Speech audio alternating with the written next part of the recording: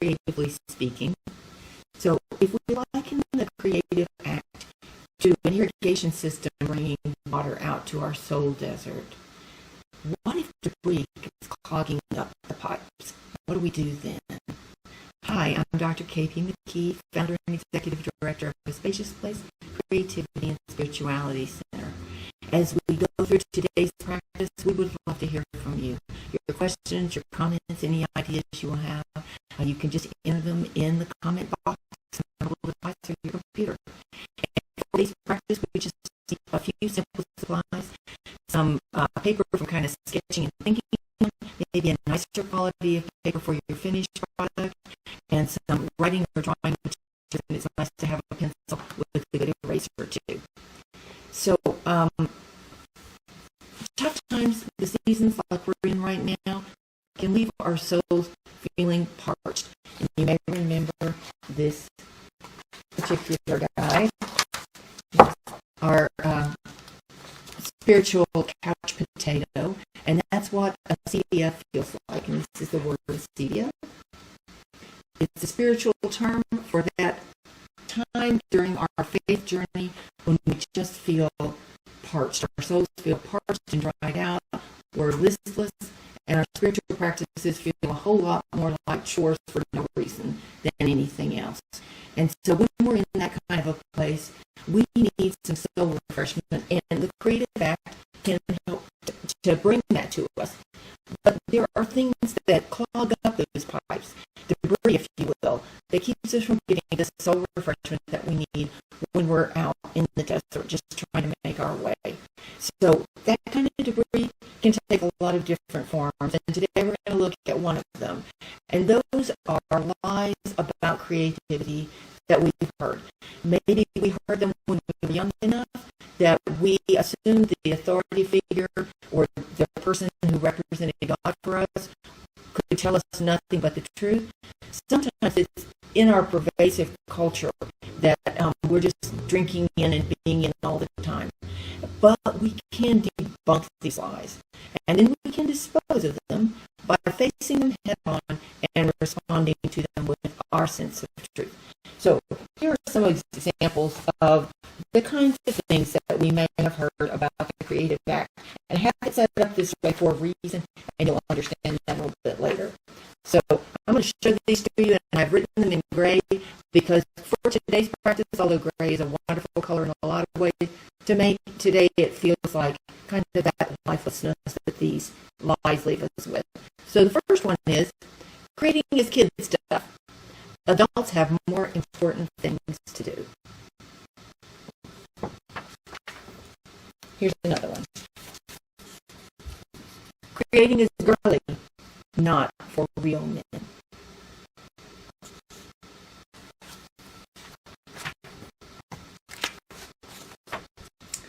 Creating is impractical.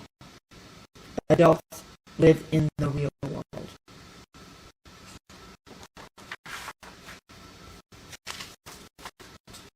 Only some people are creative, the artsy-fartsy types.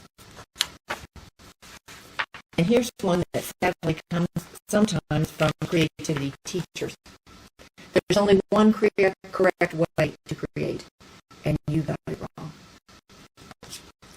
Now, I would suspect that you have heard or received a message similar to this at some point in your life, especially if you think you are not creative.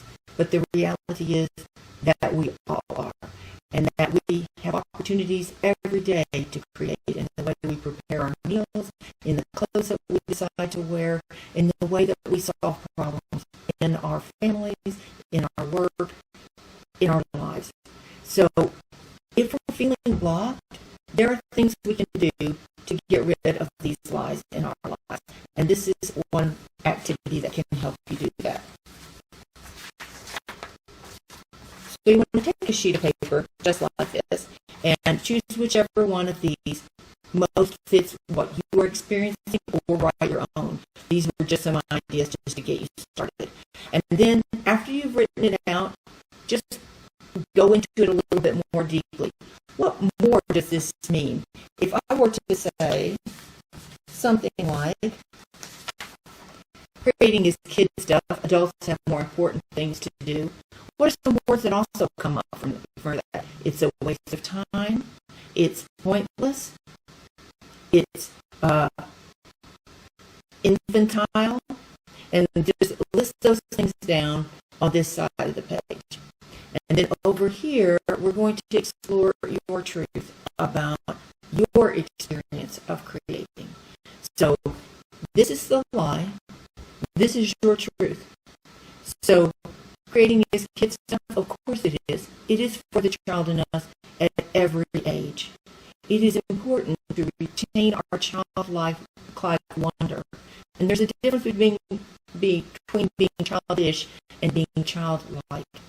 And being childlike gives us hope and wonder. And we need that right now, especially right now. And adults have more important things to do. We have seen daily how businesses and persons have needed to adapt to be able to deal with the pandemic and what it means for their businesses, for their family lives, for their soul lives. So, of course, we need to create. That is an important thing we need to do right now. So you can just list that down on that side of the paper. Now we are ready to make our art piece. And by making an art piece, we are making a choice to create and tell this lie that is exactly what it is. So we're going to now choose, you can choose an image if you like. If you're an image person, you can meld an image with words if that works better for you.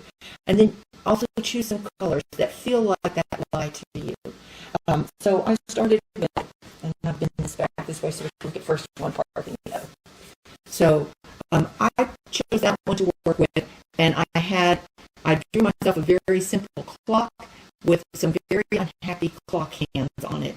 And that works for me because I grew up in an era where that's the way we tell time. You would need another image perhaps for yourself if that one doesn't communicate. And I did that in pencil, and later I'm going to go back and erase it so that the words themselves make this shape, this unhappy shape that this light feels like to me. And the words that I put around it were things that I had written on that first sheet of paper. Don't be a fool. Shame, because that's what it feels like to me. Creating is a waste of time. Impractical. Grow up. Act your age. Don't be a fool. And here on the clock hands, pointless and silly. And I did that in gray because, again, in this instance, that's what those lies feel like. They feel like they're lifeless to me. And then I took the things that I said in response and did them in a shape that felt to me restorative and refreshing. And this way, a drop, actually 2 drops of water. So, and I also, just for clarity, I did dots between each of the statements so that you knew where to pause and breathe. So on this one, I have creating gives me life, connects me with my joyous child self, opens my heart, gives me fresh perspective, gives me hope, sees the real me, refreshes, and is generous and loves. So these now, this one is facing this one and telling the truth, my truth, of why it is important for me to create. And then I would encourage you to find a space by yourself and read this one aloud, because this is the living one. This is the one that gives us life. And we would love to see a picture of what you've done. If you would care to share it, that would be just a real treat for us. So if you have found this helpful, by the way, after we have named this, we've debunked it, and then in reading ourselves, our truth, we have disposed of it. And anytime that light comes up again, we have our truth here to answer to. So if this has been helpful to you, we hope you'll like it on Facebook, and you can also review it on Facebook, on YouTube, or on our website, www.aspaciousplace.com. And we will be back next Sunday, May 17th, as we continue the series of priming the pump, creatively speaking. So let's close with the word of prayer. Your truth is what matters to us, God. Sound your truth down into the course of our soul and let it